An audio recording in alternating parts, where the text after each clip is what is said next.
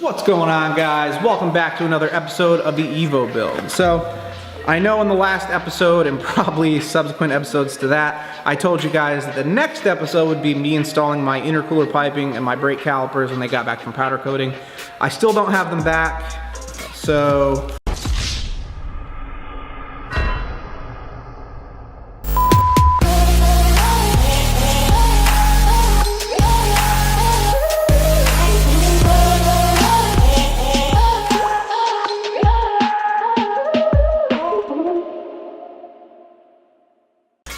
something that has been a gripe with me about this car for a while, and it's actually my fault, it's something that I did, is I took the heater core out of this car to save weight when I was planning on using this thing as a track car. Since then, my dreams of setting quarter-mile record times have faded. People now are way above where I was years and years ago, so the chances of me actually having like a record-holding car is pretty slim. So I'm not even gonna bother. So I put the heater core back in it. I bought some new heater hoses that go from the heater core in the engine bay to the engine itself. And something that you guys actually might be interested in, because this is a very common issue with Evos, is I got new cables that go from the heater controls, the HVAC controls in the console, to the actual heater core. Now, something that's very common with Evos is this cable right here will get corroded or sticky or just have crap on it, or it could just be bent or broken, and it stops working, or it's like really sticky, or it doesn't stay where you put it. It like bounces back almost. So if you do have that problem, this is a $9 part. You can get it on stmtune.com. It's very, very cheap, very easy to put in, and I'll take you guys through the process of doing that today. But first, let's get our heater hoses back hooked up. Okay, so for those of you who are not familiar, these two little inlets and outlets right here are the heater core itself. And basically there's two more. Let's see if I can move here and get a good view on this for you guys. But if you can see this big hose right here, this basically is just bridging. This right here is basically just bridging the water neck right here and the water neck down there. So it's connecting to the back of this guy and then the back of that steel pipe that runs along the back of the engine that hooks into the water pump. So basically what we're doing is we're just taking this off. Hopefully there's not any coolant in it, there shouldn't be, and then we'll rehook them up to here so that we have heat again, and that will get our hot coolant running through our heater core again, which is what we need to get our heat back. So let's get to that.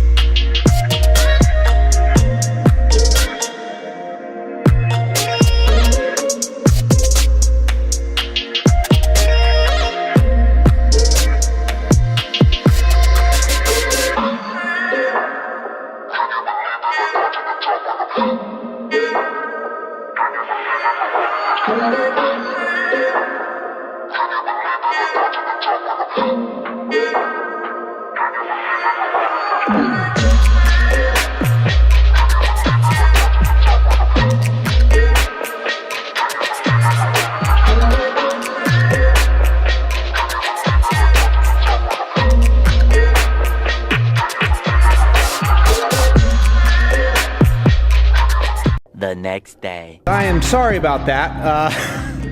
Basically what happened is the camera shut off. I don't know how much of that time lapse I got. I guess I'll find out when I go to edit this, but if I didn't get much, I apologize. Let me show you what I actually did.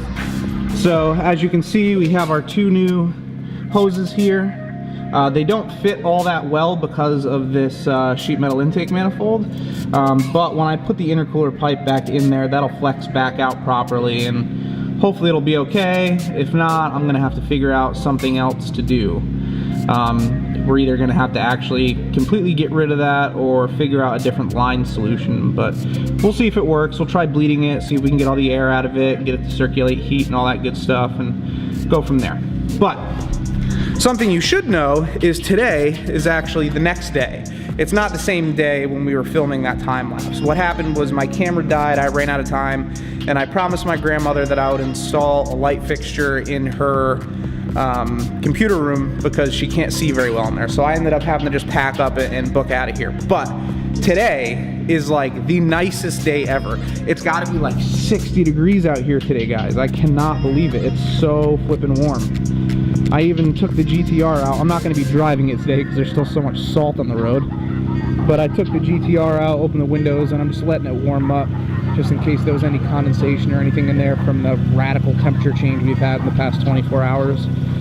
So that's doing its thing, and yeah, we're going to head back inside here and we're gonna finish out this install. The only thing we have left to do is the stuff in the interior, so let me show you guys that. Inside the car, basically what we have to do is we have to take those two cables that I showed you in the beginning of this video, and they're basically what controls our temperature control here and the direction of the vents here. So that is the next step. Basically we're gonna have to take this out, and it's actually really easy to do. I can probably do this with one hand, so I'll do this part for you guys right now. You just pull these out just like this. Just use your fingers. You kind of like do a weird bending thing with your fingers to get them out, but they're easy to get out. And then you need, oh, let's get some light on this actually. Boom. How about that, guys? A little bit of light for you too. And then there's two screws in here. One underneath the temperature control and one over here for the vent control. And I'm just gonna take these out one-handed, see how this goes.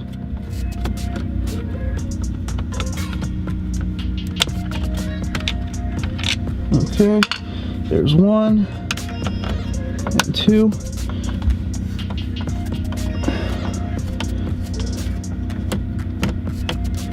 Okay, leave those in the cup holder because there's nothing else in the cup holder. And then when you pull these out, I just kind of reach my finger in here and just very lightly pull. I don't suggest taking anything and sticking it in this edge because you'll end up marking up the dash, and Mitsubishi dashes are cheap enough, you don't want to add to it. And then just kind of take your fingers and slide them up. There's another pin that's like right here that's going to pop out behind, obviously you can't see it, there it is. And then I'll do the same thing on the other side, being a little bit more careful because I don't want to drop those, and that's it, one-handed. So I can do it one-handed in about 90 seconds. You guys should be able to do it in about 10 seconds. Okay, and then inside here, I'll zoom in for you guys a little bit, adjust some focus and get a little bit of light in there. So if you can see right there and right there, just need to focus for you guys so you can see what's going on here. It's really close. There it is. Okay.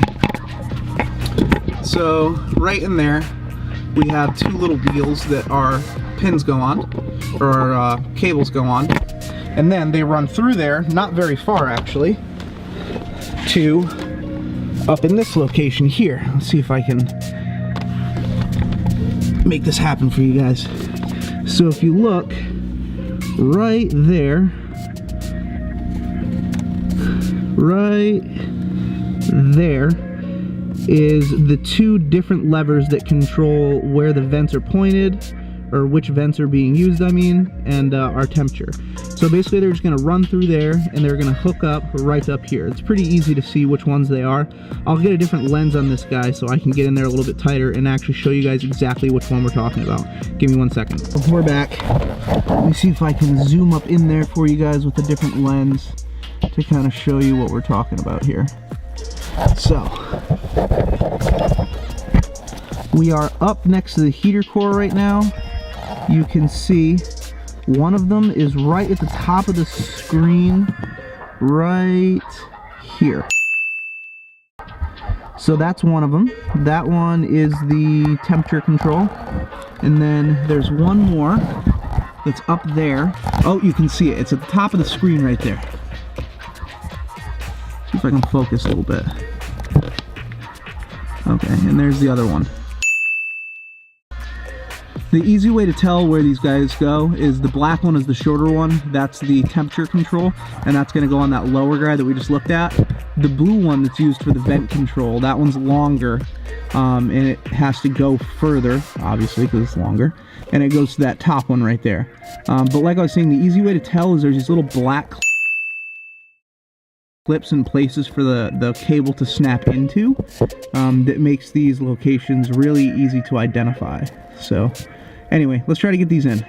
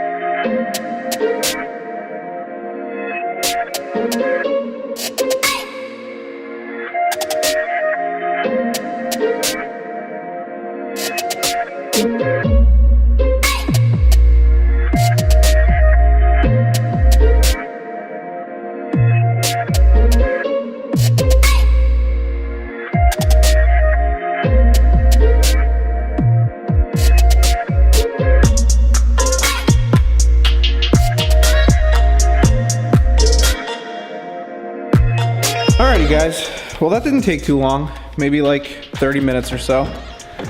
But it came out good, as you guys saw in the time lapse. Everything's put back together, back in its place, and it looks like that. And my heater controls will now work. So now we have heat in this car again.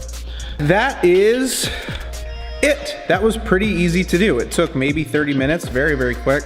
Even the time lapse is gonna probably be pretty quick. But yeah, everything came out good.